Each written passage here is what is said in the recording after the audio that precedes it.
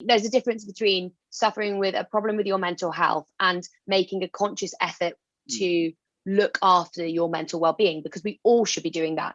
We all should be looking after our mental well-being day to day in whatever way we want to. But mental health is slightly different to that. And actually, we all need to look after our mental well-being so that we don't flick over to have a mental health problem. And if we do, we were able to recognize that and seek advice. That's why weeks like this are so important.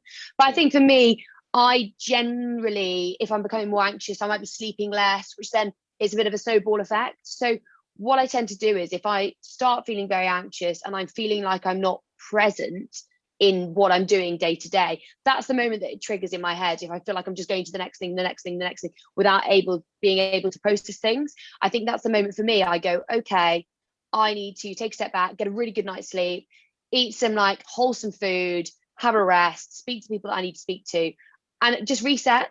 And at that point, then things will be reset for me, and we kind of can move forward.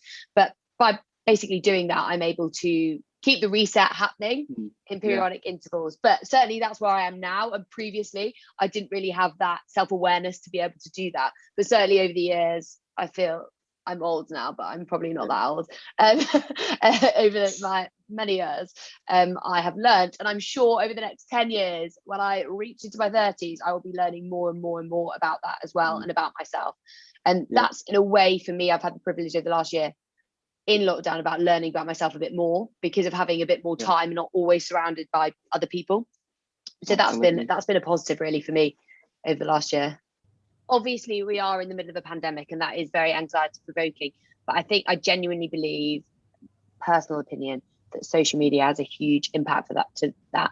And I'm not slating social media. I think it's great when used not correctly, right or wrong isn't right, but when used empathetically, and people are being kind and useful. But when it's used in a really just negative for the sake of being negative way, it's unhelpful. I'm all very much keen for people to challenge me on something. If I post something that's got incorrect information, I would be like, please tell me if I post something wrong, or I phrase something in the wrong way, etc. But it's about how people deliver that feedback, I think. And one of the things that I do is try at least one day a week step back from social media, because I think it can be all encompassing, and I don't ever want social media to come before my social life, my friends, my family, my job, because that is my most important thing, and I always will have that as a priority. And I've stopped apologizing as well, because previously, when I hadn't posted for a bit on social media, I'd be like, sorry guys, I'm away, I'm doing work, it's been really busy in the NHS. But no, actually, I am a doctor and I am working in the NHS, and that needs to be my priority, especially over a year like this year. So I've stopped apologizing if I'm not on it. If I'm on it, I'm on it. If I'm not on it, I'm not on it. I'll get back to you when I can. And you kind of, I think that's taken time to kind of develop those strategies that work, because otherwise I think it can be a bit all encompassing. And I have to say, I never want to be that person, always on my phone, always posting, etc. And I think years ago, I probably was that person, but I'm certainly not anymore. And like, if I'm taking photos and I'm out and about, I'll just take photos, and then they're posted in a quiet moment later. They're never posted in a social situation, because I think that's super important. It's a really interesting one. I have to say, the majority of weird comments I get are just weird DMs from people. Like, I don't know, some of the DMs are so bizarre, and you're just like, why are you sending me this? It's not what I'm standing for, not the sort of profile that I'm running here. I don't really understand it.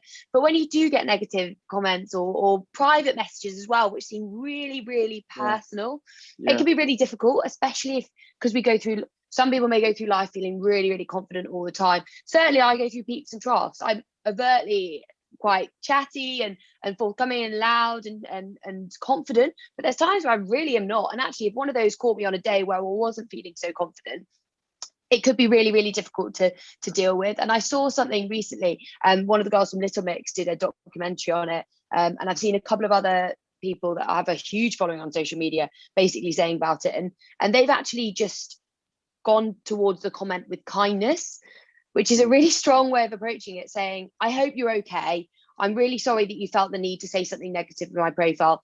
I'm doing me. Please do you. If you are struggling, here's the number of kind of someone to support you, or maybe a kind of things like the Samaritans, if it was kind of something that sort of way, or other social media charities as well to support people that struggle with using social media, and kind of go like that. Because actually, by doing that and responding to something so hateful with kindness, it throws people off guard a bit. Yeah. And I mean, there's certain levels to that. If it's one comment, fair enough. But actually there are different levels, i.e. death threats, etc., which obviously need to be reported to the police and things like that. But fortunately enough, I've never had to deal with those. And God forbid, touch wood, I never do, because I think it can make people feel really vulnerable. And it's just, I can't imagine the headspace that somebody must have to be in to be making those comments. And I think that's a place that we need to be targeting, actually. Are you okay? Do you need support? Because the way you're coming at me isn't very kind.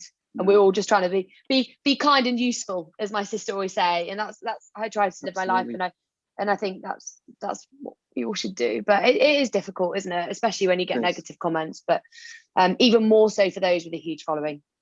Hopefully, actually bringing up that conversation, like through the campaigns in the last week or so, will start those conversations and make people aware of it. So more likely to call out each other, because I think once that starts happening, then, as we mentioned before we started recording, actually maybe then the social media companies will come on board and say, okay, we can vet these, please flag these posts, make sure you're reporting posts that are or comments that are inappropriate, etc. And I think that kind of community aspect, which we so dearly cherish in rugby and there is in other sports as well, hopefully will drive that then reporting these sort of comments, etc., to make sure that they are flagged to the social media companies, because it's just unnecessary. Do you know what? Everyone's trying their best and no one knows what's going on behind closed doors, especially people that are so firmly thrust into the media. We need to just be, like you've mentioned before, non-judgmental and supportive.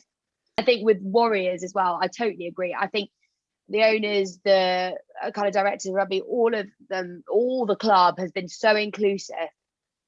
Like, it's been brilliant. It's so great. It's great to see. I think last season we had Lydia Thompson on the side of Sixways, and it's just brilliant. It's really good, that inclusivity, because it again increases the exposure for what is an incredible sport to watch. I love it.